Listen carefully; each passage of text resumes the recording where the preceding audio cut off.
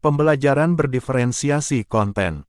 Nama kelompok, Ahmad Abdur Rozak, Didi Suhendra, Hilda Istiqomah, Krisantus Pius Usifa, Muhimmah, Novita Nur Azizah, Wiwi Lailatul Fadilah. Pembelajaran berdiferensiasi adalah pembelajaran yang menekankan pada kebutuhan belajar peserta didik. Perbedaan peserta didik dalam pembelajaran juga dapat dilihat dari segi yang lain, yaitu learning modalities atau modalitas dalam belajar yang kerap salah diinterpretasikan sebagai gaya belajar. Learning modalities ini biasa dikenal sebagai VAK, atau visual, auditory, dan kinestetik. Belajar dengan modalitas visual, diberikan dalam bentuk gambar. Peserta didik dengan modalitas belajar auditory dapat diberikan materi dalam bentuk audio, dan modalitas belajar kinestetik dapat menggunakan pekerjaan yang sesuai dengan materi pembelajaran.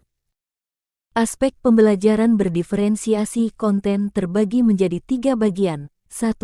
Kesiapan belajar peserta didik. 2. Minat peserta didik. 3. Profil belajar peserta didik. Kesiapan belajar peserta didik. Melihat kesiapan peserta didik dapat dilihat dari kemampuan awal dengan menggunakan asesmen awal yakni asesmen diagnostik.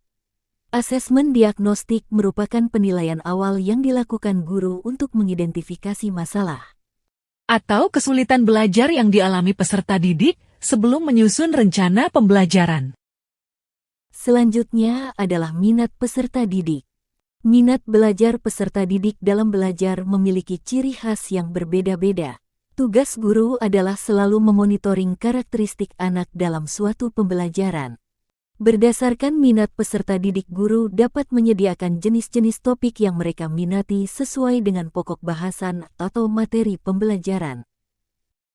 Profil persiapan peserta didik. Diferensiasi konten berdasarkan profil belajar peserta didik. Guru harus memahami modalitas belajar peserta didik, yang lebih cenderung kepada pembelajaran visual, audio, bahkan audio-visual. Tips pembelajaran dengan pendekatan konten. berikut tips membuat pembelajaran dengan pendekatan konten yang lebih baik, yakni sebagai berikut. 1. Pembelajaran kontekstual. 2.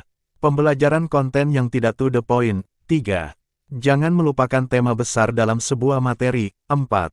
Pendekatan konten dengan meningkatkan kolaborasi.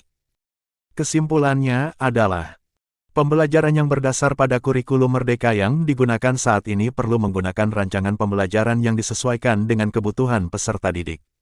Guru dapat menggunakan dan menerapkan learning modalities untuk mendukung pembelajaran konten.